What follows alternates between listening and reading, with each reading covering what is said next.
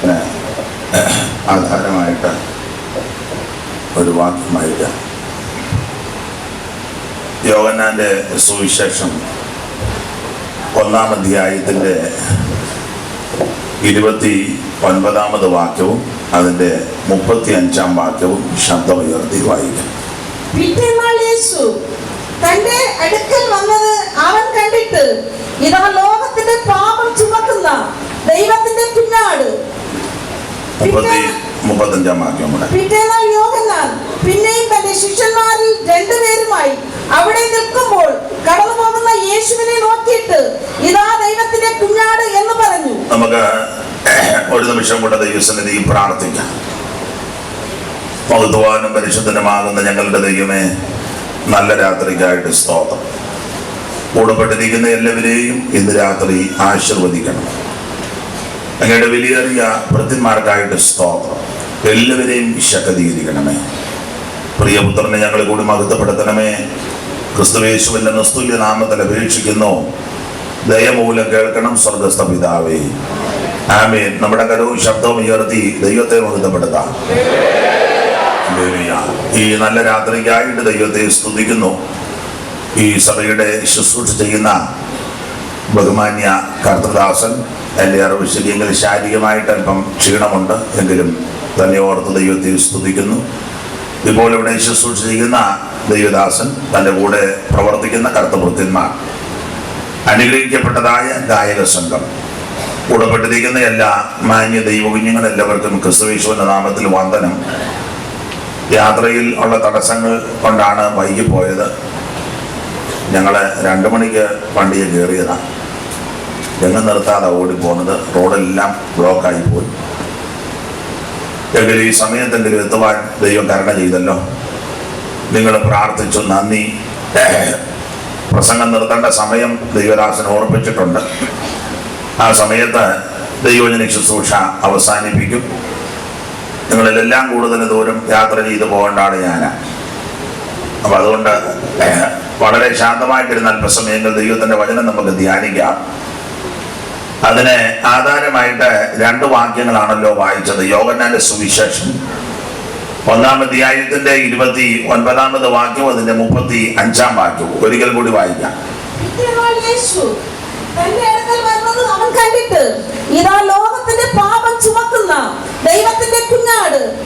പിറ്റേന്നാൾ യോഹന്നാൻ പിന്നെയും തന്റെ ശിഷ്യന്മാരിൽ 2 പേരുമായി അവിടെ നിൽക്കുമ്പോൾ കടന്നു പോകുന്ന യേശുവിനെ നോക്കിയിട്ട്, ഇതാ ദൈവത്തിന്റെ കുഞ്ഞാട് എന്ന് അവൻ പറഞ്ഞു. ഒരിക്കൽ കൂടി കരമുയർത്ത ദൈവത്തെ മഹത്വപ്പെടുത്തിയാണ്ട് ശക്തിയോടെ ദൈവത്തെ സ്തുതിക്കാം.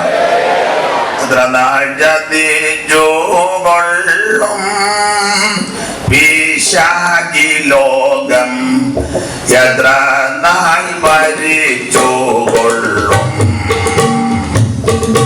എത്ര നാൾ പറഞ്ഞും കൊള്ളും ആപവാദങ്ങൾ ശുദ്ധിമാന്മാരുടെ മേലും. കർത്താവേ നോക്കി കാണുക, കർത്താവേ നോക്കി കാണുക, സാത്താന്റെ ധിക്കാരത്തെ നീ പ്രിയ കാന്താനാമതം എന്താകോ വന്നിടാനേശു, കാന്താനാമതം എന്താകോ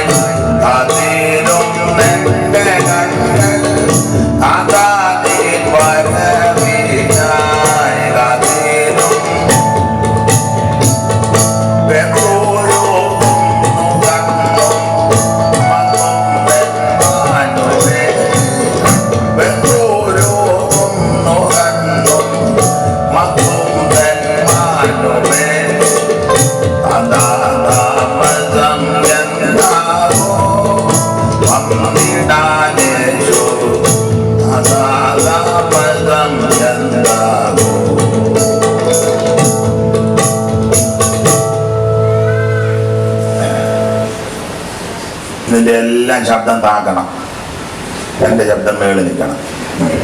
ആരാ ഇത് ഓപ്പറേറ്റ് ചെയ്യുന്നത്? എല്ലാം താക്കാൻ.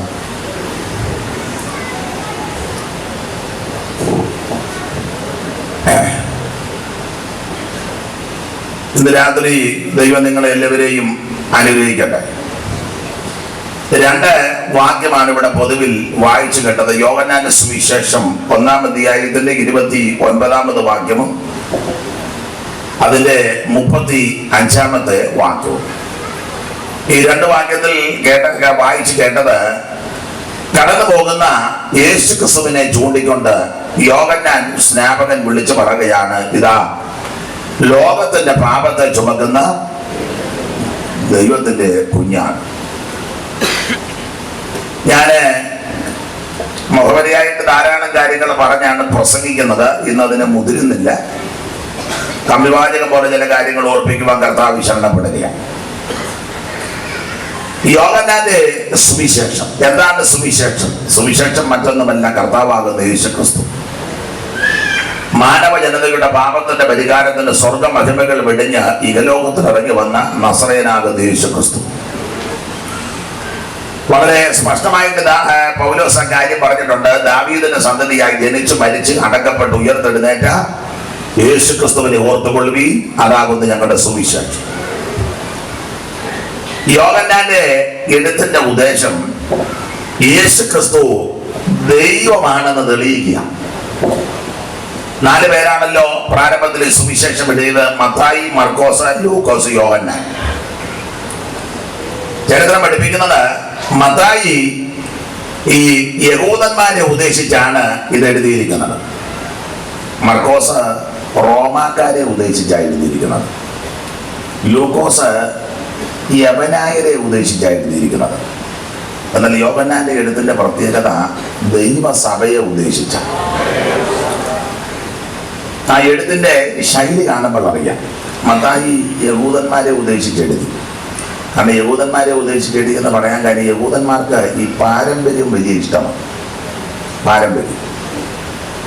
അപ്പൊ അതുകൊണ്ട് ആ പാരമ്പര്യത്തെ തൊട്ടാണ് മത്തായി എഴുതിയിരിക്കുന്നത്. അതാണ് മത്തായി സുവിശേഷത്തിൽ നമ്മൾ വായിക്കുന്നത്. വായിച്ച് 1-1 മുതൽ. അബ്രഹാമിന്റെ പുത്രനായി ദാവീദിന്റെ പുത്രനായ യേശുക്രിസ്തുവിന്റെ വംശാവലി. അബ്രഹാമിന്റെ പുത്രനായി ദാവീദിന്റെ പുത്രനായി യേശുക്രിസ്തുവിന്റെ വംശാവലി. യഹൂദന്മാർക്ക് വംശാവലി ഇഷ്ടമാണ്. ഇന്നയാടെ ഇന്നയാടെ ഇന്നയാടെ ഇന്നയാടെ അപ്പന്റെ ഇന്ന അങ്ങനെ കേൾക്കുന്നവർക്ക് ഇഷ്ടമാണ്. നമ്മളിലും ചിലർക്ക് അത് വലിയ ഇഷ്ടമാണ്. ഞങ്ങളുടെ അപ്പച്ചന്റെ വല്യപ്പച്ചന്റെ അപ്പച്ചൻ. നല്ല കാര്യമാണെങ്കിലും ഒക്കെ. അപ്പൊ യഹൂദന്മാർക്ക് ഈ പാരമ്പര്യം വലിയ ഇഷ്ടമാണ്. അതുകൊണ്ട് അതുകൊണ്ട് കൈക്ക് കൊടുത്തിരിക്കുന്നത് അബ്രഹാമിന്റെ പുത്രനായി ദാവീദിന്റെ പുത്രനായി യേശു ക്രിസ്തുവിന്റെ വംശാവലി. അവർക്ക് ഈ വംശാവലി ഇഷ്ടമാണ്. അബ്രഹാം ഇസഹാക്കിനെ ജനിപ്പിച്ച്, ഇസഹാക്ക് യാക്കോബിനെ ജനിപ്പിച്ച്, യാക്കോബ് യഹൂദ ജനിപ്പിച്ച്, യഹൂദ താമാരിൽ പേരസിനെ സേരകിനെ ജനിപ്പിച്ച്, സേരസ് നഗസനോ അമീന ഓബേദ് ഇഷായി ദാവീദ് ഇങ്ങനെ പാരമ്പര്യം. അപ്പൊ അവർക്ക് സന്തോഷം വരും. അതുകൊണ്ട് ആ നിലയിൽ യഹൂദന്മാരെ ഉദ്ദേശിച്ച് പാരമ്പര്യത്തെ തൊട്ടാണ് മത്തായി എഴുതിയിരിക്കുന്നത്. എന്നാല് ലൂക്കോസ് യവനായരെ ഉദ്ദേശിച്ചെഴുതി. ജാതികൾ. യവനായരുടെ ഒരു വിശേഷത ഈ പാരമ്പര്യം അവർക്ക് വലിയ വിഷയമല്ല, ചരിത്രം തെളിയിക്കണം. യവനായര് ജ്ഞാനമുള്ളവരാ, അറിവുള്ളവരാ, വലിയ തത്വജ്ഞാനികളാണ്. അപ്പൊ അവർക്ക് ഈ പാരമ്പര്യവും കെട്ടുകഥയൊന്നും അവർക്ക് വിഷയമല്ല, അവർക്ക് ചരിത്രം തെളിയിക്കണം. അപ്പൊ അതുകൊണ്ട് ലൂക്കോസ് ചരിത്ര തെളിവോടുകൂടിയാണ് എഴുതിയിരിക്കുന്നത്. യഹൂദന്മാർ അടയാളം ചോദിക്കുക, യവനന്മാരോ ജ്ഞാനം അന്വേഷിക്കുന്നവരാ. അപ്പോൾ അവർ ജ്ഞാനികളായതുകൊണ്ട് ചരിത്രം തെളിയിക്കണം. ലൂക്കോസ് അതുകൊണ്ട് ചരിത്ര തെളിവോടുകൂടി എഴുതിയിരിക്കുന്നത്. അല്ല 3-ാം അധ്യായത്തിന്റെ 1 മുതൽ പഠിക്കുമ്പോൾ യേശുക്രിസ്തുവിന്റെ ജനനത്തിൽ പേർവഴി ചാർത്തിയ വിഷയം വരുമ്പോൾ ചരിത്രം തെളിയിച്ചു. വായിച്ച് 3-1 മുതൽ. 15-ാം ആണ്ടിൽ പൊന്തിയോസ് പീലാത്തോസ് യഹൂദ നാട് വാഴുമ്പോൾ ഹെരോദാവ് ഗലീലയിലും അവന്റെ സഹോദരനായ ഫിലിപ്പോസ് ഇതുര്യ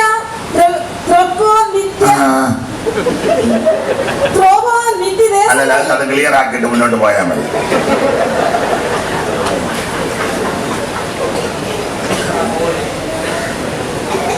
പ്രമുഖനായ പൗലോസ് അത് ക്ലിയർ ആക്കി.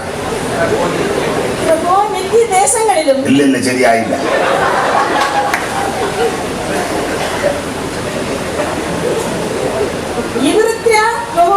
ദേശങ്ങളിലും ഒത്തു വരുന്നുണ്ട്, ശരിയാക്ക്. ആരാ വായിക്കുന്ന, ആരാ കാണുന്നില്ല? അപ്പോ അമ്മയാണ്.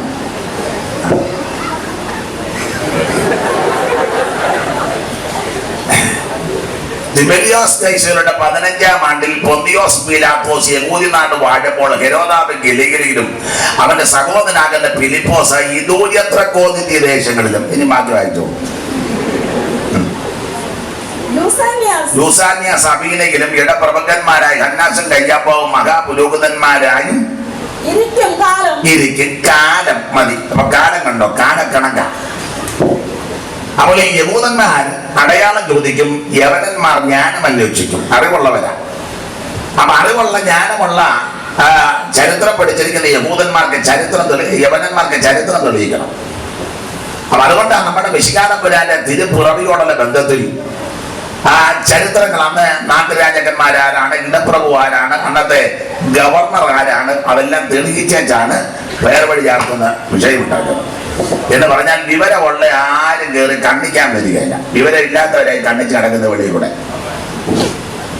അറിവുള്ള വിവരമുള്ള ചരിത്രം അറിയാവുന്ന ആരും യേശുക്രിസ്തു ജനിച്ചില്ലെന്നും പറയത്തില്ല, യേശുക്രിസ്തു ഭൂമിയിൽ ജീവിച്ചില്ലെന്നും പറയത്തില്ല, മരിച്ചില്ലെന്നും പറയത്തില്ല, ഉയർത്തില്ലെന്നും പറയത്തില്ല. അറിയാവുന്നവർക്കറിയാം, ജനിച്ചു, ജീവിച്ചു, മരിച്ചു, അടക്കപ്പെട്ടു, ഉയർത്തു. അതുകൊണ്ട് ലൂക്കോസ് ചരിത്രങ്ങൾ നന്നായിട്ട് തെളിയിച്ച എഴുതിയിരിക്കണം. ഇനി ഓർപ്പിച്ചില്ല, മത്തായി യഹൂദന്മാരെ ഉദ്ദേശിച്ചെഴുതി, ലൂക്കോസ് യവനായരെ ഉദ്ദേശിച്ചെഴുതി, മർക്കോസ് റോമാക്കാരെ ഉദ്ദേശിച്ചെഴുതിയതാണ്. അന്നത്തെ ഭരണം റോമൻ ഗവൺമെന്റ്. ഈ റോമാക്കാരുടെ ഒരു പ്രത്യേകത, റോമാക്കാർക്ക് നല്ല സ്റ്റാൻഡേർഡ് ആയിരുന്നെന്ന. ഇന്നത്തെ അമേരിക്കൻ സ്റ്റാൻഡേർഡ് പോലെ അന്നത്തെ റോമാക്കാരുടെ സ്റ്റാൻഡേർഡാണ്. സ്റ്റാൻഡേർഡിൽ നമ്പർ 1 ബ്രിട്ടീഷുകാരാ. അതാ ബ്രിട്ടീഷ് സ്റ്റാൻഡേർഡ്. അവര് ഇവിടെ വന്നാണ് നമ്മളെ ഇംഗ്ലീഷ് പഠിപ്പിച്ചത്. അതുകൊണ്ടാണ് നമുക്ക് ഇംഗ്ലീഷിന്, ലോകത്തിലെ ഇംഗ്ലീഷിന്റെ സ്റ്റാൻഡേർഡ് നമ്മുടെ ഇംഗ്ലീഷിന് സ്റ്റാൻഡേർഡാണ്. അമേരിക്കക്കാരുടെ സ്റ്റാൻഡേർഡ് ഇംഗ്ലീഷൊന്നും അല്ല.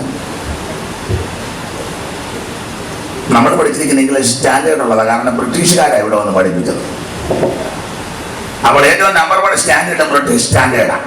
ഒരാളെ പറ്റിക്കുമ്പോഴും അങ്ങനല്ലേ, ഞങ്ങളുടെ നാട്ടിൽ പറയും, പൊതുവെ പറയാനൊക്കത്തില്ല. ഒരാളെ പറ്റിക്കാൻ കളിപ്പിക്കുന്നതിനും വേറൊരു ഭാഷയാണ് പറയുന്നത്, ബ്രിട്ടീഷ് ഡാഷ്. നിങ്ങൾക്ക് മനസ്സിലാക്കുകയല്ല, യോഗം കഴിഞ്ഞ് മനസ്സിലായിക്കോളൂ. അവൻ ബ്രിട്ടീഷ് പറ്റീരാന്നാ പറയണ്ടത്. പറ്റീര് നല്ല വേറൊരു ഭാഷയാണ്. അപ്പൊ എന്ന് പറഞ്ഞാൽ അവരുടെ സ്റ്റാൻഡേർഡ് കേമമാണ്. എന്ന് പറഞ്ഞ പോലെ അന്നത്തെ കാലത്ത് റോമക്കാരുടെ സ്റ്റാൻഡേർഡ് കേമപ്പെട്ടതാണ്. റോമൻ ഭരണാധികാരി എന്നൊക്കെ പറഞ്ഞ വിലയുള്ളയാളാണ്. റോമക്കാരുടെ ഒരു വിശേഷത, യേശുക്രിസ്തുവിന്റെ കാലത്തൊക്കെ ഇവരുടെ ഭരണമാണ്.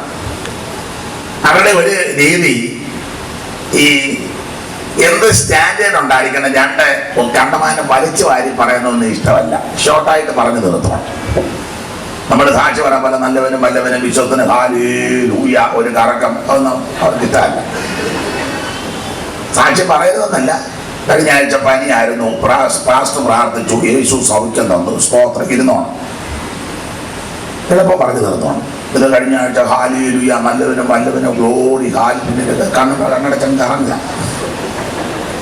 അതൊന്നും പാടില്ല. അപ്പൊ ഈ റോമൻ സ്റ്റാൻഡേർഡ് ഉന്നതമാണ്. വലിച്ചു വാരി പറയുന്നത് ഇഷ്ടമല്ല, ഷോർട്ടായിട്ട് പറയണം. അതുകൊണ്ടല്ലേ മർക്കോസ് റോമാക്കാരെ ഉദ്ദേശിച്ചെഴുതി. എത്ര അധ്യായമുണ്ട്? 16. മത്തായി അന്ന് 28 അധ്യായം, ഇല്ലയോ? കാരണം ഈ ചരിത്രമെല്ലാം പറഞ്ഞൊപ്പിക്കണ്ടേ, പാരമ്പര്യം. ലൂക്കോസ് 24 അധ്യായം എഴുതി, എന്നാൽ മർക്കോസ് 16 അധ്യായത്തിൽ ഒതുക്കി.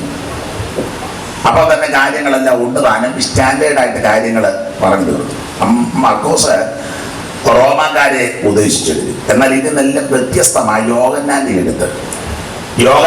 എഴുതിയിരിക്കുന്നത് ദൈവസഭയെ ഉദ്ദേശിച്ചാണ്. അതിൻ്റെ ഒരു കാരണം, ദൈവസഭയ്ക്ക് ചരിത്രം നല്ലതാ, പാരമ്പര്യമൊക്കെ ചിലത് നല്ലതാ, സ്റ്റാൻഡേർഡും വളരെ നല്ലതാ, അതൊക്കെ നമ്മൾ അംഗീകരിക്കണം. പക്ഷേ ദൈവസഭയ്ക്ക് ആവശ്യം ചരിത്രവും പാരമ്പര്യവും സ്റ്റാൻഡേർഡ് അല്ല. ദൈവസഭയ്ക്ക് ആവശ്യം വചനമാണ്. അതുകൊണ്ടാണ് യോഹന്നാൻ ആ തൊടുകൈക്ക് കൊടുത്തിരിക്കുന്നത്, ആദിയിൽ വചനം ഉണ്ടായിരുന്നു, വചനം ദൈവത്തോടു കൂടിയായിരുന്നു, ആ വചനം ദൈവമായിരുന്നു. നമുക്ക് ആവശ്യം ദൈവത്തിന്റെ വചനമാണ്. നാം ചരിക്കുന്നതും ജീവിക്കുന്നതും എല്ലാം ദൈവത്തിന്റെ വചനപ്രകാരമായിരിക്കണം. നമ്മുടെ ഉപദേശങ്ങളെല്ലാം ദൈവത്തിന്റെ വചനപ്രകാരമായി, ശുശ്രൂഷകളെല്ലാം ദൈവത്തിന്റെ വചനപ്രകാരമാണ്. നമുക്ക് ആവശ്യം ദൈവത്തിന്റെ വചനമാണ്. അപ്പൊ അതുകൊണ്ട് യോഹന്നാൻ ആ നിലയിലാണ് എഴുതിയിരിക്കുന്നത്, ദൈവസഭയെ ഉദ്ദേശിച്ച്. അതുകൊണ്ട് ആ വചനത്തിന് പ്രാധാന്യം കൊടുത്ത് യോഹന്നാൻ എഴുതിയിരിക്കുന്നത്. അത് ഇവിടെ 1-ാം അധ്യായത്തിൽ കണ്ടത്, യേശു ക്രിസ്തുവിനെ ചൂണ്ടിക്കൊണ്ട് യോഹന്നാൻ സ്നാപകൻ വിളിച്ചു പറയുകയാ, ഇതാ ലോകത്തിന്റെ പാപത്തെ ചുമക്കുന്ന ദൈവത്തിന്റെ കുഞ്ഞാട്. ഈ യോഹന്നാന്റെ സുവിശേഷത്തിന്റെ ഒരു പ്രത്യേകത, യേശു ക്രിസ്തു ദൈവമാണെന്ന് തെളിയിച്ചു. അതിന്റെ എഴുതിലല്ല യേശു ക്രിസ്തുവിന്റെ ദൈവത്വം തെളിയിക്കുക. അടുത്ത കാലത്ത് മുളച്ച് കിളിച്ച് പൊന്തി പൊങ്ങി വന്ന ഒരു പുത്തൻ ദൈവമല്ല ക്രിസ്തു. ക്രിസ്തു നിത്യനായ ദൈവമാണ്. 50 വർഷമോ 100 വർഷമോ 1000 വർഷമോ 10,000 വർഷം പഴക്കമുള്ളൊരു ദൈവമല്ല. ഞാനും നിങ്ങളും ആരാധിക്കുന്ന യേശു ക്രിസ്തു നിത്യനായ ദൈവം. നമ്മുടെ ദൈവത്തിന്റെ പഴക്കത്തെ പറ്റി മോശയുടെ പ്രാർത്ഥനയിൽ കാണുന്നുണ്ട്. ഇസ്രായേലിന്റെ പ്രഥമ മഹാപുരോഹിതനാകുന്ന അഹരോൻ മരിച്ചപ്പോൾ ആ അഹരോന്റെ നിര്യാണത്തിൽ ഇസ്രായേൽ ഭാരപ്പെട്ട് വിലപിച്ചപ്പോൾ മോശയുടെ പരമപ്രധാനമായ പ്രാർത്ഥനയാണ് 90-ാം സങ്കീർത്തനം. അതിന്റെ 1-ാം വാക്യത്തിൽ വളരെ ശ്രദ്ധേയമായ പദങ്ങളാണ്. ഒന്ന് വായിച്ചേരമ്മേ. 90-ാം സങ്കീർത്തനത്തിന്റെ 1-ഉം 2-ഉം വാക്യം മനഃപ്പാഠമായി, എന്നാലും വായിച്ചു. നീ തലമുറ തലമുറയായി ഞങ്ങളുടെ സങ്കേതമായിരിക്കുന്ന പർവ്വതങ്ങൾ ഉണ്ടായതിനും നീ ഭൂമിയെയും നിർമ്മിച്ചതിനും മുൻപ് മതി പാടുണ്ട്. അനാദിയായും ശാശ്വതമായും. എനിക്ക് ഇത് ഇങ്ങോട്ട് വെച്ചിരിക്കുന്നുണ്ട്, എനിക്കൊരു സുഖം വരുന്നില്ലല്ലോ മണി. ഞാനിവിടെ നിൽക്കണം ഇല്ലല്ലേ?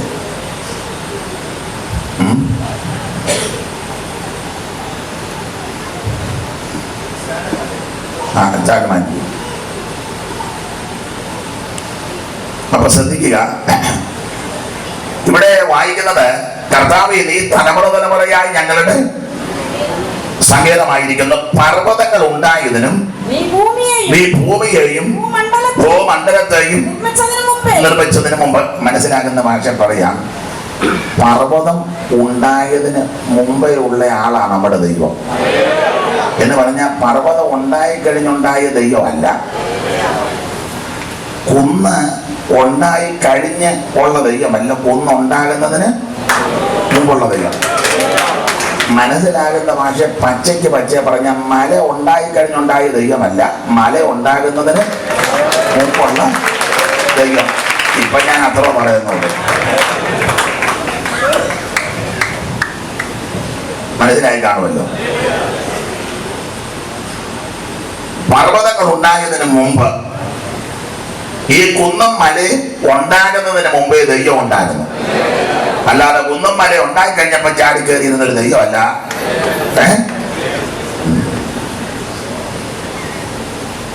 ഇതെല്ലാം ഉണ്ടാകുന്നതിന് മുമ്പേ ഉള്ള ദൈവം. ഈ ആയുസ്സിൽ നമുക്ക് ലഭിച്ച ഏറ്റവും വലിയ ഭാഗ്യം ഈ ദൈവത്തെ ആരാധിക്കുക എന്നുള്ളതാണ്. യേശുവിനെ അറിയുവാൻ, യേശു ക്രിസ്തുവിനെ ആരാധിക്കുവാൻ, യേശുവിനെ സേവിപ്പാൻ, സ്നേഹിപ്പാൻ ദൈവം നമുക്ക് ഭാഗ്യം നൽകും. സ്തോത്രം. വാനിലും ഭൂവിലും മേലായ നാമം വന്നിത വല്ലഭനാമമതേ. വാനിലും ഭൂവിലും മേലായ നാമം വന്നിത വല്ലഭനാമമതേ. ദൂതർ വാഴ്ത്തി പുകഴ്ത്തിടും നാമമതേ. ദൂതർ വാഴ്ത്തി പുകഴ്ത്തിടും നാമമതേ. യേശുവിന്റെ തിരുനാമത്തിൻ്റെ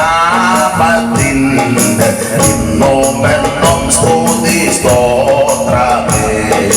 യേശുവിന്റെ തിരു മിക്കവാറും കൊട്ടേ നടക്കുള്ളൂ.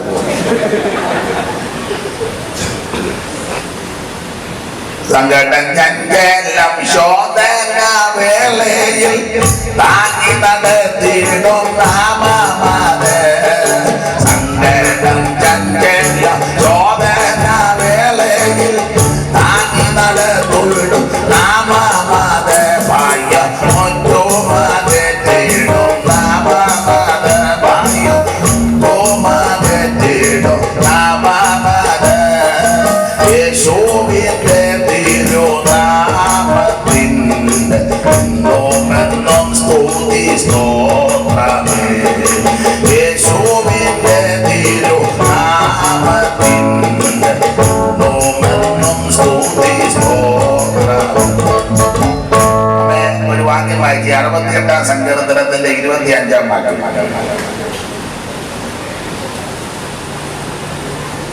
സംഗീതക്കാർ മുൻപിൽ നടന്നു, സംഗീതക്കാർ മുമ്പിൽ നടന്നു, വീണക്കാർ പിൻപിൽ നടന്നു. സംഗീത ശുശ്രൂഷയുടെ പ്രമാണം ഇവിടെ. സംഗീതക്കാർ മുമ്പിൽ, വീണക്കാർ പിൻപിൽ നടന്നു. മനസ്സിലാക്കുന്നത് നന്നായിട്ട് പാട്ട് പാടുന്ന എന്റെ സ്നേഹിതൻ ആമച്ചൻ പവിത്രൻ. അദ്ദേഹം ശാസ്ത്രീയ സംഗീതം എന്റെ കണക്കും പ്രകാരം എത്ര വർഷം പഠിച്ചു? 10 or 12. എത്ര വർഷം പഠിച്ചു? 6. വലിയ കാര്യം. ഒരു മാസം പോലും പോകാത്തവന് ഗായക സംഘമാണ്. ഒരു മാസം പോലും പോകാത്ത ആൾക്കാർ നമ്മുടെ ഇടയിലുണ്ട്. രാഗം എത്ര ഉണ്ടെന്ന് ചോദിച്ചാൽ അത് ഓരോടത്തോളം കാണും. അല്ലാതെ ഇപ്പം ഇദ്ദേഹം നന്നായിട്ട് പഠിച്ച ആളാണ്, നല്ലതുപോലെ പാടും. അറിയാം, നിങ്ങൾ കേട്ടുകൊണ്ടിരിക്കുകയായിരുന്നല്ലോ. ശാസ്ത്രീയമായി പഠിച്ച ആളാണ്. അങ്ങനെ അനുഗ്രഹിക്കപ്പെട്ട പലരുണ്ട്. ഈ വേദപുസ്തകത്തിന്റെ പ്രമാണം സംഗീതക്കാരും മുമ്പിൽ എന്ന് പറഞ്ഞാൽ ഇദ്ദേഹം പാട്ട് പാടുമ്പോൾ പാട്ടിന്റെ ശബ്ദവും സ്വരവും പദവും ആ പദപ്രയോഗമെല്ലാം മേളിൽ നിൽക്കണം. വീണക്ക പിമ്പില് ഇക്കോട്ടും ഇത് ഇനി പറയുന്നത് എന്തുവാ? പേട്. പിന്നെ ഇതിന്റെ എല്ലാം ശബ്ദം ഇത് പുറകിലാണ്. മനസ്സിലായോ? നിങ്ങളിവിടെ മനസ്സിലായിക്കോണം. സംഗീതക്കാര് മുമ്പിൽ, ആമച്ചൽ പവിത്രനും പവിത്രന്റെ സ്വരവും എല്ലാം മുന്നിൽ. എൻ്റെ സ്വരം കൊള്ളുകയില്ലെങ്കിലും എൻ്റെതും മുന്നിൽ. ഈ തട്ടും പൊട്ടും മുട്ടുമല്ല അതിൻ്റെ പുറകിൽ. നീ അങ്ങനെ ചെയ്തില്ലെങ്കിൽ കാരണം ഈ പാടി വെക്കുന്നത് യേശുവിനെ പറ്റിയായി പാടുന്നത്. അപ്പൊ പാടുന്ന പദം എന്നതാ, വരി എന്നതാ എന്നൊക്കെ എല്ലാവരും മനസ്സിലാക്കണം. ബഹളം കേട്ടോണ്ടല്ല ആത്മാവിലാകുന്നത്. ഈ വരികളും പദങ്ങളും പ്രയോഗമൊക്കെ കേട്ട് അകത്ത് ചൂട് പിടിക്കണം. ഉത്തമ ഭക്തന്മാർ വാഴ്ത്തി പുകഴ്ത്തിടും ഉന്നതമാം ദൈവനാമമത്. ഉത്തമ ഭക്തന്മാർ വാഴ്ത്തി പുകഴ്ത്തിടും ഉന്നതമാം ദൈവനാമമത്.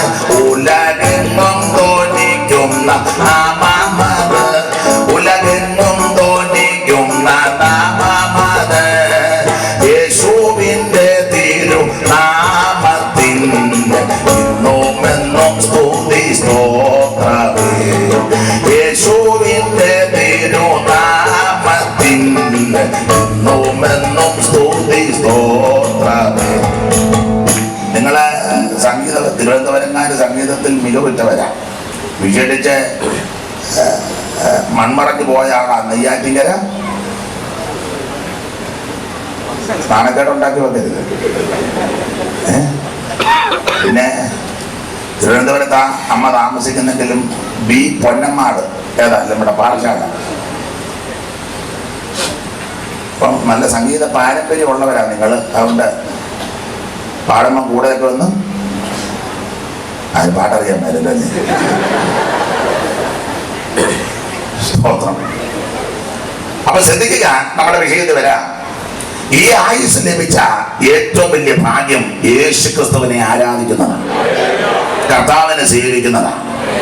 അപ്പൊ നാം സേവിക്കുന്ന ഈ കർത്താവാകുന്ന ക്രിസ്തുവേശു അടുത്ത കാലത്ത് മുളച്ച് കിളിച്ച് പൊങ്ങി വന്ന പുത്തൻ ദൈവമല്ല, ക്രിസ്തു നിത്യനായ ദൈവമാണ്.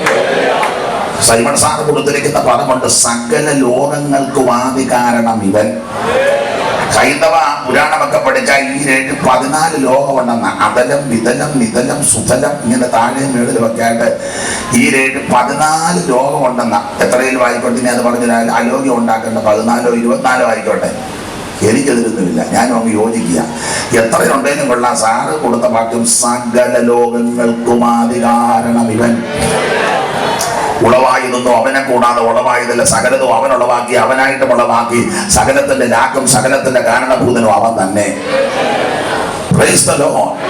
അപ്പൊ സകല ലോകങ്ങൾക്കും ആദികാരണവൻ, സകല ഭൂതങ്ങൾക്കും ആകാരപ്രദനിവൻ, സകല ദേവവൃന്ദ വന്ദിത പദാംബുജൻ, സകല നിഷ്കലത്വം പേറുന്ന പെരിയവൻ. ഇതുപോലെ പെരിയവനായ ഒരുവൻ ഉലകത്തിൽ വന്നിട്ടില്ല, വരുത്തുമില്ല. അപ്പോൾ സകലത്തെയും നിർമ്മിച്ച് സകലത്തെയും നിയന്ത്രിക്കുന്ന സർവശക്തനായ കർത്താവ്. ഓടിച്ചു പോകാം. അപ്പൊ യോഹന്നാന്റെ ഗീതത്തിന്റെ ഉദ്ദേശം യേശുക്രിസ്തു ദൈവമാണെന്ന് തെളിയിച്ചു. യേശുക്രിസ്തുവാണ് ഏകദൈവം, യേശുക്രിസ്തുവാണ് സത്യദൈവം, യേശുക്രിസ്തുവാണ് സാക്ഷാൽ ദൈവം, യേശുക്രിസ്തുവാണ് ജീവനുള്ള ദൈവം, യേശുക്രിസ്തു മാത്രമാണ് ദൈവം. ആരും ദൈവം അല്ലെന്നായി പച്ചയ്ക്ക് പറഞ്ഞു. ദൈവം കളിച്ചൊക്കെ അടക്കുന്നുണ്ട്. ആണുങ്ങളും പെണ്ണുങ്ങളും എല്ലാം കാശുമൊക്കെ കിട്ടുന്നുണ്ട്. പെണ്ണുങ്ങളൊക്കെ ദൈവം കളിച്ച് കാശ് ഇഷ്ടം പോലെ ഉണ്ടാക്കുക. എല്ലാം സൈഡിലും എല്ലാം. കോട്ടയം സൈഡിലും ഉണ്ടായിരുന്നു പെണ്ണുങ്ങൾ ദൈവം കളിക്കുമായിരുന്നു. പണ്ടുണ്ടായിരുന്ന ശാന്തമ്മ ദൈവം, പെണ്ണുങ്ങളെല്ലാം ദൈവം കളിക്കുക. പണ്ടുണ്ടായിരുന്ന തമ്പി ദൈവം, ഒത്തിരി ദൈവങ്ങളുണ്ട്. പക്ഷേ തിരുവചനം പഠിപ്പിക്കുന്നത് ഇവരാരും ദൈവങ്ങളല്ല. ദൈവത്തിൻ്റെതായ സ്വഭാവ ശ്രേഷ്ഠതയുണ്ട്. കുറഞ്ഞ പക്ഷം ഒരാൾ ദൈവം കളിക്കാൻ ഇറങ്ങിയാൽ അവൻ അറിവുണ്ടായിരിക്കണം, സർവജ്ഞാനിയായിരിക്കണം. ഇപ്പം ദൈവം കളിച്ച് അവിടെ രാജ്യങ്ങളിലൊക്കെ പോകുന്ന ദൈവത്തിന് മലയാളമല്ലാതെ വേറൊരു ഭാഷ ദൈവം കളിച്ച് നടക്കുക. പിന്നെ അടുത്ത് തന്നെ പഠിച്ച ആൾക്കാർ വേണത് ദൈവം പറയുന്ന കാര്യം മറ്റവരോട് മനസ്സിലാകുന്നില്ല. ദൈവം പറയുന്ന കാര്യം തായ്മനോട് പറയണമെങ്കിൽ വേറെ ഇടയ്ക്ക് ആള് ദൈവം കളിക്കുക. കുറഞ്ഞ പക്ഷം ദൈവം കളിച്ചാൽ ദൈവത്തിന്റെ ഭാഷാജ്ഞാനം ഉണ്ടായിരിക്കണം, അല്ലാതെ ദൈവം കളിക്കാൻ പോകരുത്. ഒന്ന് സർവജ്ഞാനിയാണ്, രണ്ട് സർവശക്തനാണ്, മൂന്ന് സർവത്തെയും നിർമ്മിച്ചവനാണ്. അങ്ങനെ ഒത്തിരി കാര്യമുണ്ട് അടുക്കിടക്കായിട്ട് പറയാം. സബ്ജക്റ്റല്ല, അതുകൊണ്ട് അത് വിസ്തരിക്കുന്നില്ല. ഈ കാണുന്ന സകല ചരാചരങ്ങളെ അണ്ടകടാങ്ങളെയും നിർമ്മിച്ചവൻ ഞാനും നിങ്ങളും ആരാധിക്കുന്ന യേശുക്രിസ്തു. തെളിവിന് ഒരു വാക്യം വായിച്ചു. ഇഷ്ടംപോലെ വാക്യമുണ്ട്. ഇപ്പൊ തെളിവിന് ഓരോന്നോരൊന്ന് തെളിയിച്ചാൽ മതിയല്ലോ. വെളിപ്പാട് 4:11. കർത്താവേ, നീ സർവ്വവും സൃഷ്ടിച്ചവനും എല്ലാം നിന്റെ ഇഷ്ടം ഹേതുവാൽ ഉണ്ടായതും സൃഷ്ടിക്കപ്പെട്ടതുമാകയാൽ